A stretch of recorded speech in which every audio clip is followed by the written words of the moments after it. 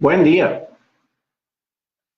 un gusto de nuevo estar con ustedes en esta oportunidad de un live para comentarles temas de interés jurídico. Alberto Blanco Uribe Quintero, abogado, profesor de Derecho Constitucional de la Universidad Central de Venezuela, especialista en Derechos Humanos y Garantías Constitucionales por la Universidad de Castilla-La Mancha en España. Bien, en esta ocasión, como les indiqué en la convocatoria, voy a comentarles el informe preparado y presentado el 31 de diciembre de 2015 por la Comisión Interamericana de Derechos Humanos, informe que se refiere a los estándares interamericanos en materia de movilidad humana, entendiendo por movilidad humana supuestos de migrantes, tanto internacionales como internos, refugiados, solicitantes de asilo, apátridas, víctimas de trata de personas, desplazados internos. Este informe recoge estándares sintetizados sobre todos los derechos que puedan afectar a estos grupos de personas particularmente vulnerables a partir de decisiones tomadas por la Comisión Interamericana de Derechos Humanos y por opiniones consultivas y sentencias de la Corte Interamericana de Derechos Humanos. Es un informe bastante largo, lo pueden conseguir en la página web de la Comisión Interamericana de Derechos Humanos. Yo al final, en comentarios, colocaré el link respectivo para que lo vean en detalle. Es un documento de cerca de 270 páginas y, por supuesto, voy a hacer un resumen del mismo, de los aspectos más relevantes, sin pretender en consecuencia ser exhaustivo. Bien, ante todo, los conceptos de migración, la cual puede ser voluntaria o forzada. La migración voluntaria es de tiempos antaños, es decir, va con la naturaleza de la humanidad, desplazarse por el mundo, las personas quieren establecerse donde mejor les parece. Esto, por supuesto, se vio muy afectado por el surgimiento de la idea de las naciones-estado a partir del Tratado de Westfalia, data ya de varios siglos, en donde los estados se han venido cerrando, tratando de ponerse bastante herméticos por razones de seguridad nacional. Pero sigue existiendo la migración voluntaria y existe también la migración forzada, la cual puede ser a su vez con o sin consentimiento de la persona o grupos de personas. Migración forzada derivada, por ejemplo, de circunstancias de calamidades ambientales o el tema del cambio climático, el tema de fuerte contaminación ambiental, pero también, por supuesto, los temas de violencia, de inseguridad personal, violencia interna dentro de los estados, de persecuciones políticas, de discriminaciones con riesgo de vida y de libertad y seguridad de las personas por razones de diversa índole cultural, étnica, racial, religiosa, etcétera. Por supuesto, disidencia política y también la migración forzada sin consentimiento de la persona, que deriva de la trata de personas, del sometimiento a esclavitud, a servidumbre, a trabajos indignos de naturaleza sexual, prostitución, etc.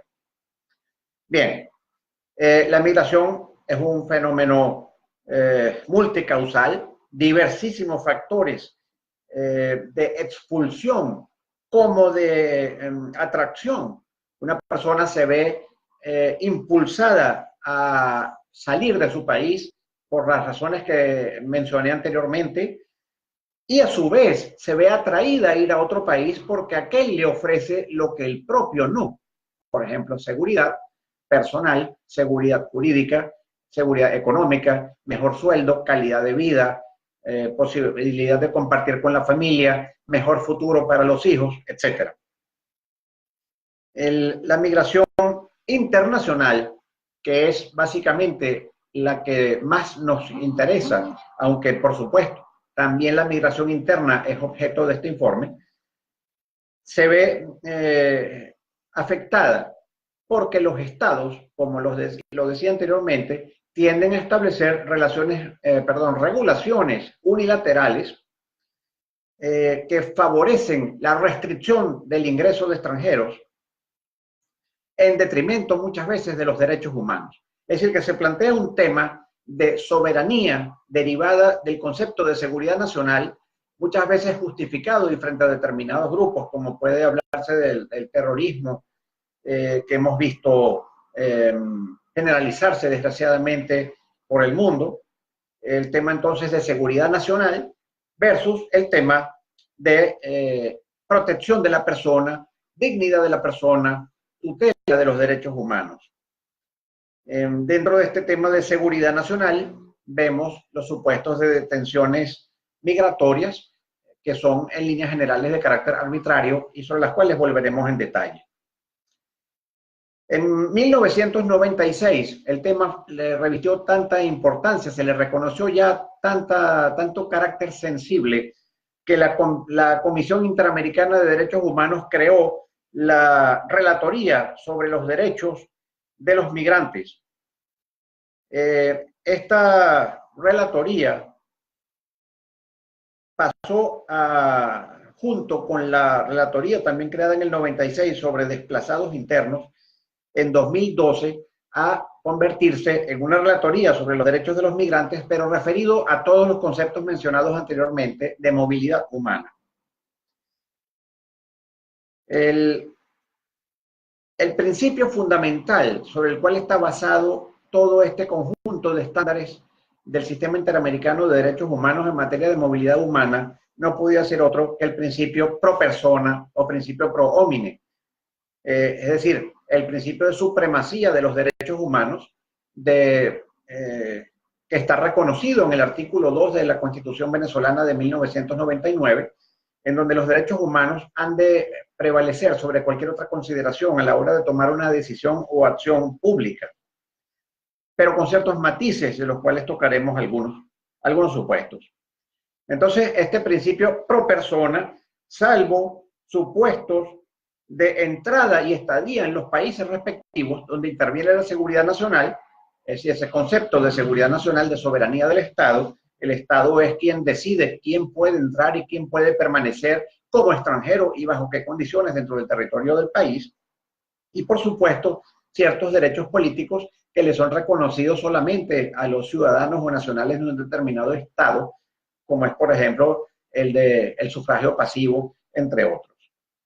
Bien, es interesante tomar en cuenta que todos estos estándares surgen de procesos interpretativos de los dos organismos mencionados, de dos documentos centrales dentro del sistema interamericano, como lo son la Declaración de los Derechos y Deberes del Hombre, la Declaración Americana de 1948, y también la Convención Americana sobre Derechos Humanos.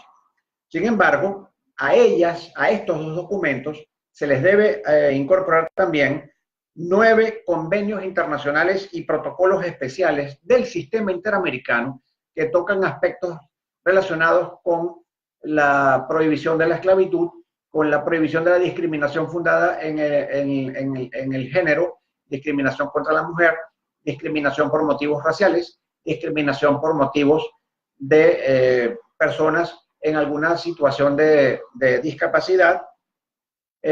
Todos estos elementos están tratados en estos convenios, generando entonces un sistema interamericano fundado sobre 11 documentos centrales. Estos 9 convenios y protocolos y la Convención Americana y la Declaración Americana sobre Derechos Humanos. Ello, por supuesto, sin perjuicio, como lo ha reconocido la Corte Interamericana en numerosos fallos, de que ella, bajo el principio de universalización de los derechos humanos, incorpora los conceptos que correspondan de la Declaración Universal de Derechos Humanos y también del Pacto Internacional de Derechos Civiles y Políticos y del Pacto Internacional de Derechos Económicos, Sociales y Culturales, sin perjuicio de los demás tratados internacionales de carácter universal que intervienen en el ámbito de los derechos humanos, particularmente en todo lo que se refiere a la garantía de la igualdad y a la proscripción de la discriminación en todos sus aspectos. Bien, todos estos principios son además sujetos a ser interpretados en forma evolutiva, de acuerdo al principio de progresividad de los derechos humanos. Sobre la base, además, de que toda persona sujeta a la jurisdicción de un Estado miembro del Sistema Interamericano de Derechos Humanos, sin discriminación alguna, siendo una posible discriminación la condición de extranjero y dentro de ella la condición de extranjero en situación irregular, conllevan a que el Estado tiene la obligación de proteger los derechos humanos de la persona, sin importar, insisto, que se trate de un extranjero y sin importar, insisto de nuevo, que como extranjero su situación no sea regular.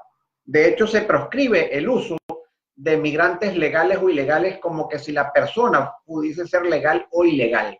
Lo que puede ser legal o ilegal no es la persona, sino su situación migratoria, que puede ser objeto de corrección y que puede tener innumerables motivos.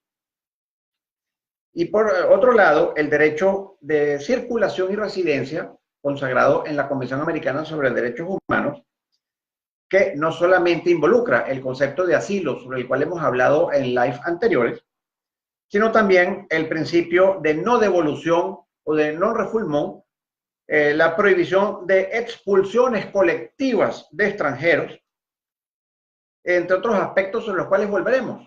Estamos haciendo, digamos, una introducción general.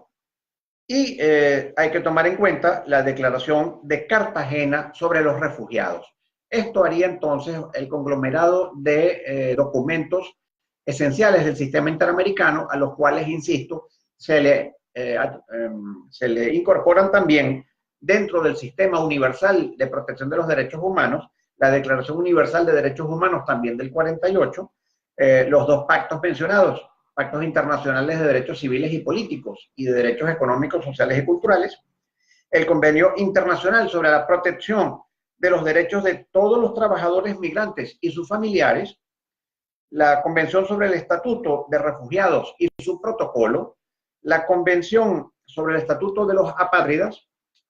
Valga decir que apátrida no es, como lo utilizan algunos voceros gubernamentales, sinónimo de traidor a la patria. No, no, no. Un apátrida es una persona que carece de nacionalidad y, por tanto, requiere protección especial para que pueda ejercer su derecho a la obtención de una nacionalidad.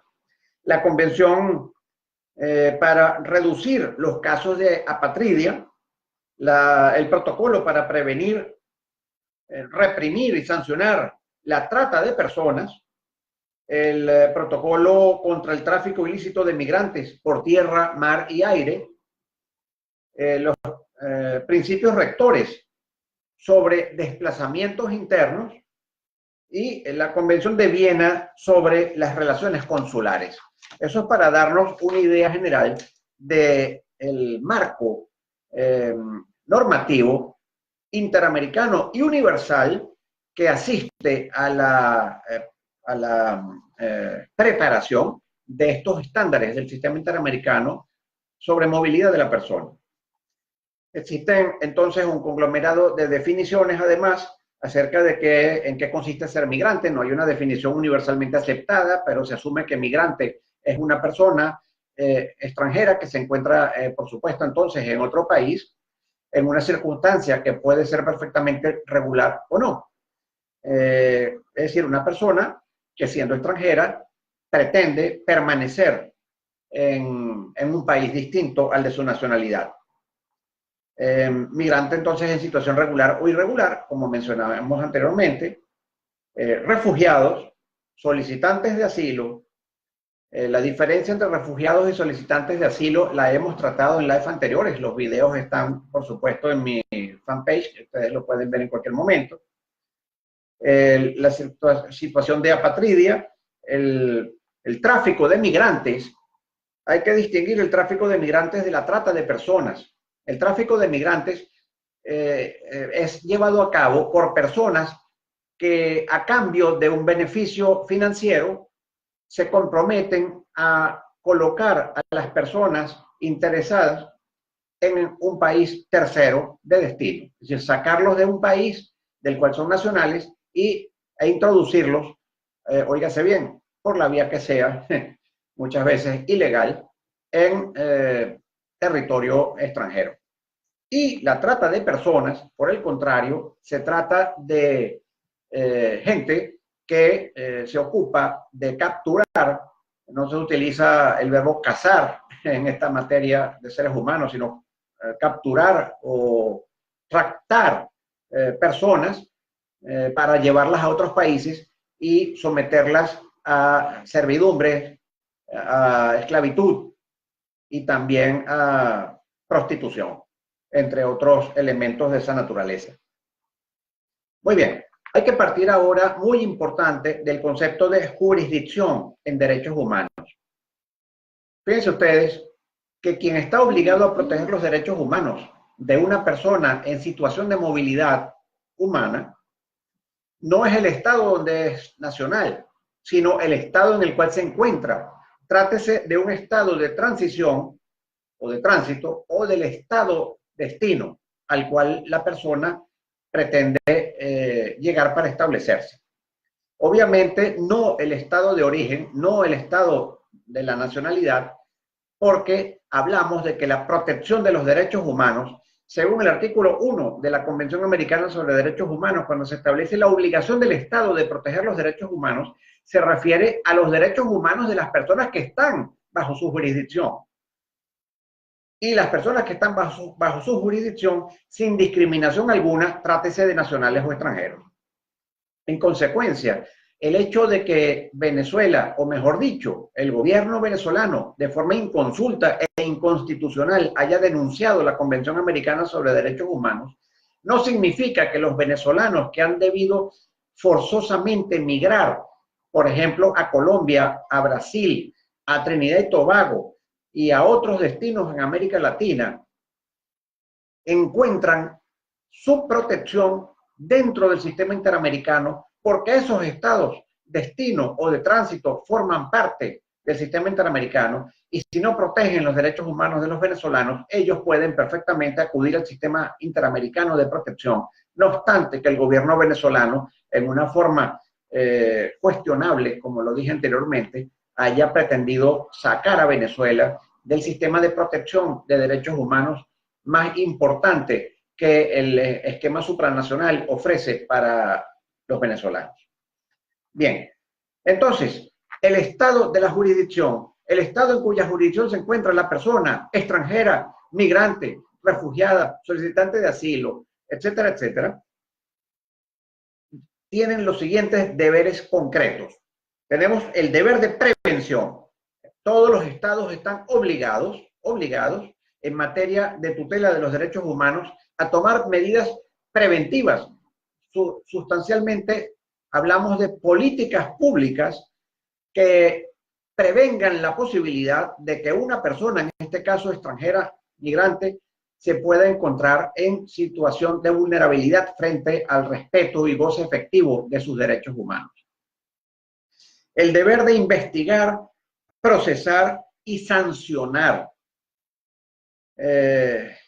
Particularmente en el caso de la familia Berríos contra Venezuela, en una sentencia de la Corte Interamericana de Derechos Humanos del 24 de noviembre de 2011, se condenó al Estado venezolano por violación de derechos humanos porque esta familia Berríos fue objeto de persecución por parte de la policía del Estado de Aragua. Varios de sus familiares fueron privados de la vida, fueron realmente sometidos a grandes vejámenes de diversa naturaleza en cuanto a sus derechos humanos, y no obstante ello, el Estado venezolano no cumplió con su deber de realizar una investigación, de procesar y de sancionar a las personas involucradas en este acto de violación de derechos humanos. De ahí está el concepto de cadena de custodia. Cadena de custodia significa que los estados están obligados, bajo este deber de investigar, procesar y sancionar, a hacerle seguimiento a las denuncias de derechos humanos en forma seria, en forma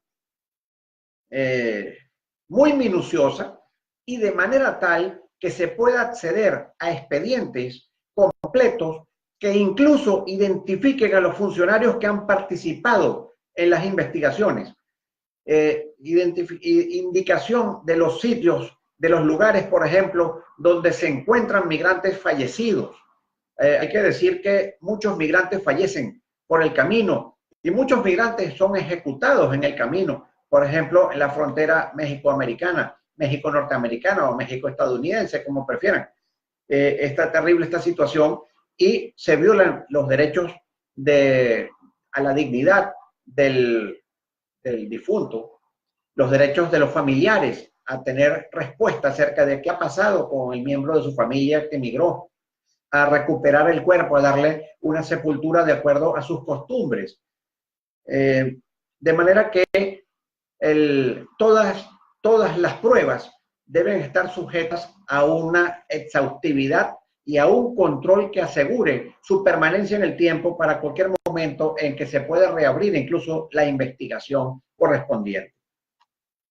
Está el deber de adoptar disposiciones de derecho interno, lo cual implica derogar aquellas disposiciones que generan discriminación entre nacionales y extranjeros, entre extranjeros en situación regular o no, entre migrantes, solicitantes de asilo, refugiados, etcétera, etcétera, y establecer nuevas normativas que sean conformes a los estándares de protección de los derechos humanos de las personas en movilidad. Todo bajo el esquema de garantizar la igualdad y la no discriminación. Esto implica políticas, leyes y prácticas de contenido que puede ser discriminatorio, óigase bien, porque cuando se dice que no haya discriminación y que se garantiza la igualdad, ello no quiere decir en términos absolutos, porque ya per se el hecho de que una persona nacional no pueda ser bajo ningún concepto expulsado de su país, en cambio un extranjero en situación irregular pudiese, bajo determinadas circunstancias, ser expulsado, implica una situación fáctica distinta que amerita en consecuencia un tratamiento diferencial. No obstante, lo que debe estar claro en estos estándares es que ese tratamiento, digamos, discriminatorio, que en algunos casos se llama discriminación positiva, debe ser hecho en circunstancias de proporcionalidad, objetividad y razonabilidad, lo cual estará siempre sujeto al control por parte de un juez que obviamente, para que estemos en un Estado de Derecho, debe ser independiente e imparcial. Además, está prohibido completamente establecer perfiles raciales en operativos de control migratorio. ¿A qué se refiere esto? Bueno, cuando vemos en un proceso de control migratorio, por ejemplo, que se detiene a personas de rasgos indígenas, por ejemplo, y no a personas de rasgos blancos, está claro que se está presuponiendo que la persona de rasgos blancos está en condiciones de legalidad, mientras que la persona de rasgos indígenas no.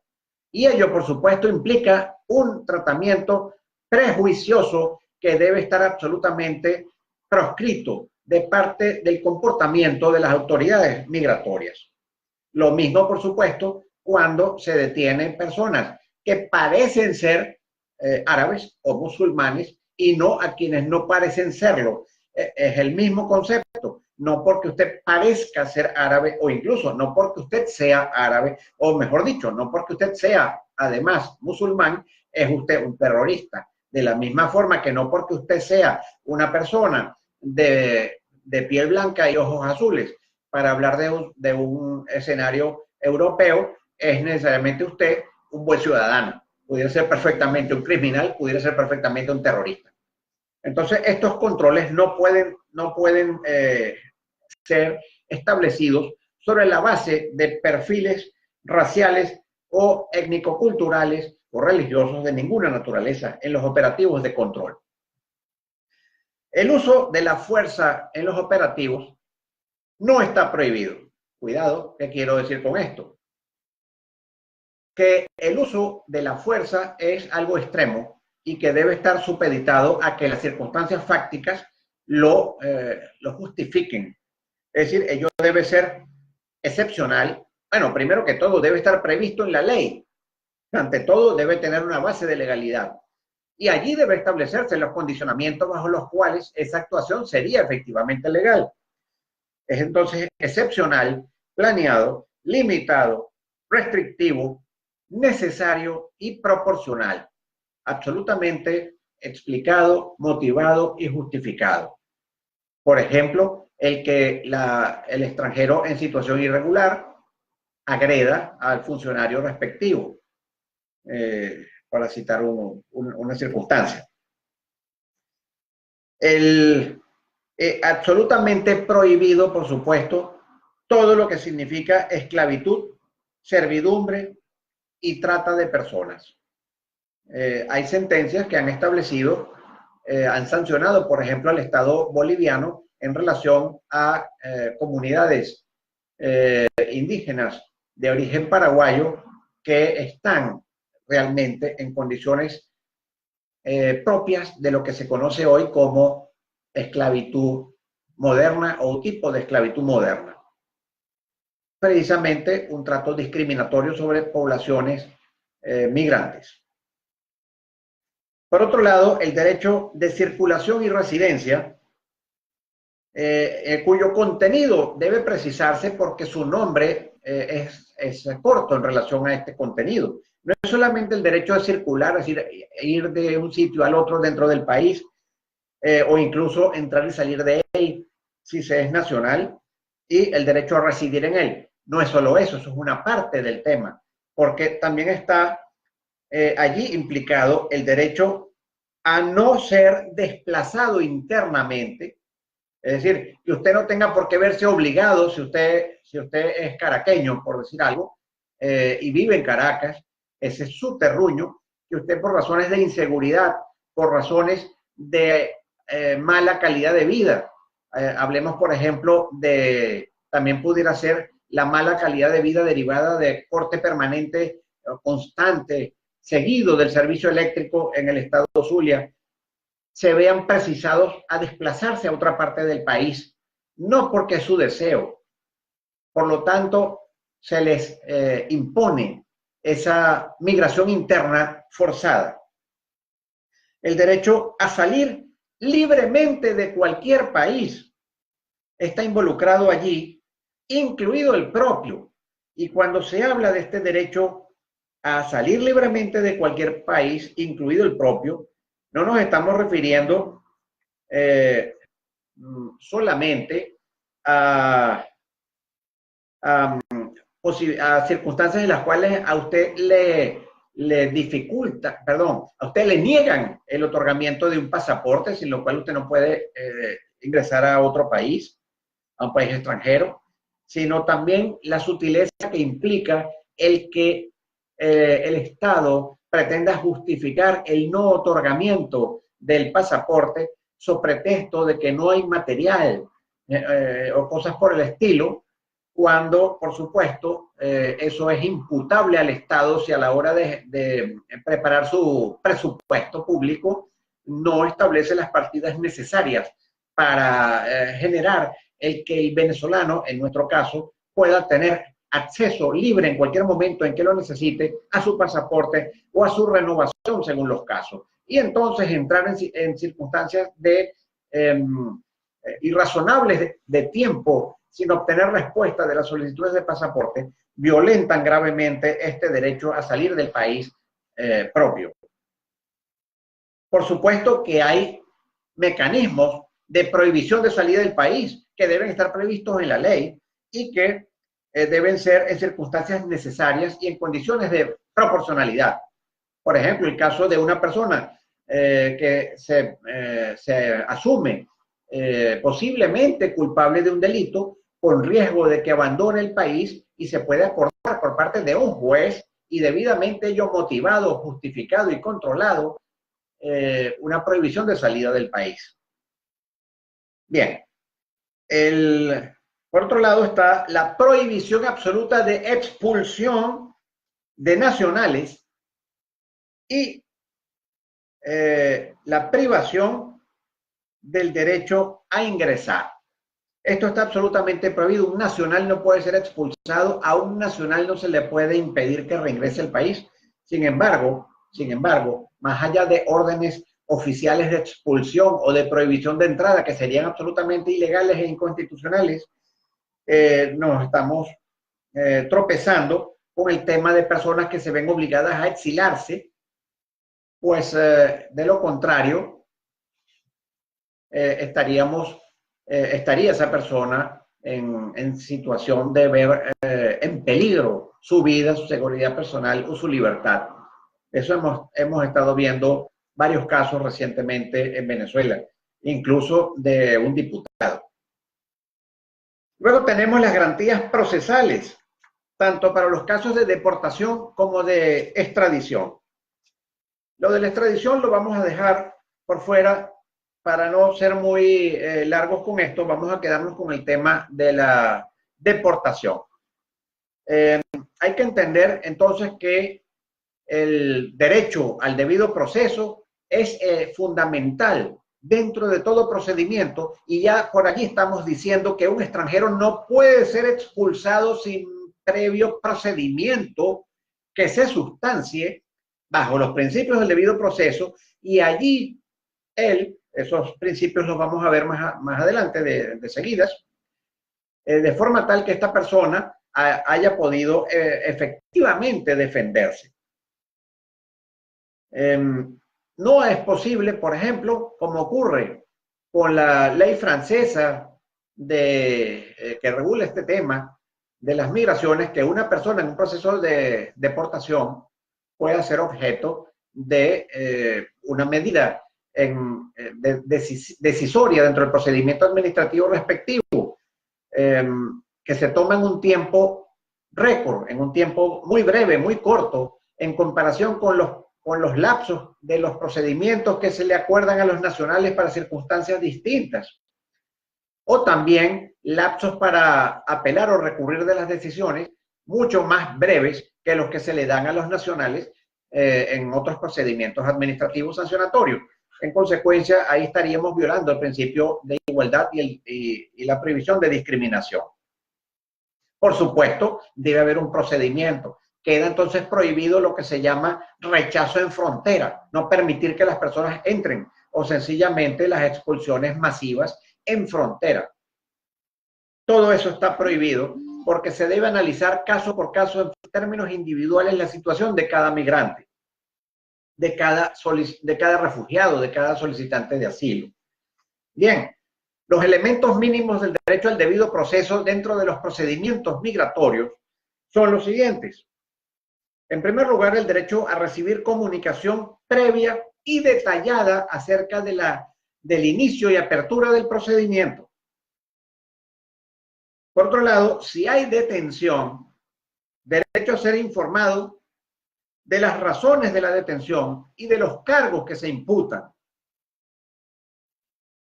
Derecho a ser llevado sin demora ante un juez o funcionario público administrativo independiente e imparcial, de forma tal que sea personalmente oído, sin demora, que la decisión se produzca en un plazo razonable y que se juzgue a la persona en libertad, preferiblemente, bajo las garantías respectivas que a toda persona le competen. Hay que recordar además que el encontrarse en circunstancia irregular para un migrante, bien sea porque venció su derecho de permanencia, bien sea porque nunca pidió su derecho de permanencia, por la razón que sea, porque haya ingresado de forma, digamos, por los caminos verdes, no es un delito penal. Cuidado con esto. Se trata de infracciones administrativas y en consecuencia las detenciones deben ser excepcionales, necesarias, proporcionadas y justificadas. En ningún caso, por ejemplo, separar a los niños, niñas y adolescentes migrantes de sus padres o familiares a cargo. Hemos visto que hay, si mal no recuerdo, 78 venezolanos en lo que llaman detención migratoria en Trinidad y Tobago. ¿Qué es eso de detención migratoria? Eso lo han inventado para ponerle un nombre elegante a una detención arbitraria, a personas que no han cometido un delito, sino que eventualmente están en infracción administrativa y que no pudieran estar en esas condiciones que además implican hacinamiento y violación de los derechos humanos en otros aspectos. Derecho a ser oído sin demora en un tiempo razonable para poder defenderse, acceso al expediente, acceso a las pruebas, derecho a la contraprueba, a la contraexperticia, a un defensor privado, derecho a un juez o funcionario administrativo que sea independiente e imparcial, el derecho a un traductor o a un intérprete público en caso de que el procedimiento se haga en un idioma distinto al que habla el afectado, derecho a un abogado o a un defensor especializado en el tema, que a su elección, perdón, y que si no lo puede pagar, tiene derecho a una justicia gratuita, a una ayuda del Estado a ese fin. El derecho a una decisión motivada, el derecho a ser notificado de esa decisión, no puede ser presumido notificado, tiene que notificarse en forma personal y que conste en el expediente administrativo que efectivamente se produjo la notificación. Y, ojo con esto, muy importante, el derecho a recurrir esa decisión, bien sea ante un organismo administrativo superior o, en su caso, ante un juez, ante un poder judicial independiente y autónomo e imparcial. Y oigas esto, siendo esa apelación o ese recurso con carácter suspensivo, es decir, que si la decisión fue de deportación, esta persona apela o recurre la decisión respectiva y esa decisión queda suspendida en su ejecución hasta que recaiga una decisión definitiva en el procedimiento de revisión en virtud de la apelación y en virtud del recurso respectivo. Si esa decisión es favorable al interesado, pues permanecerá en el país respectivo en la condición que en esa decisión se establezca. Y si la orden es de deportación, en consecuencia, en ese momento, entonces, él deberá abandonar el país después de haber hecho uso de sus derechos procesales. Ahora bien, cuidado que no es una salida inmediata del país porque hay que proteger sus otros derechos humanos, como son, por ejemplo, el derecho a la propiedad privada sobre los bienes que bien pueda él tener, que no pueden ser objeto de confiscación de ninguna naturaleza y que él debería disponer de la posibilidad de contar con un plazo razonable para disponer de esos bienes. Por ejemplo, si se trata de bien inmueble, que obviamente no pudiera llevarse, o de sus bienes muebles. Y también, finalmente, el derecho a la asistencia consular.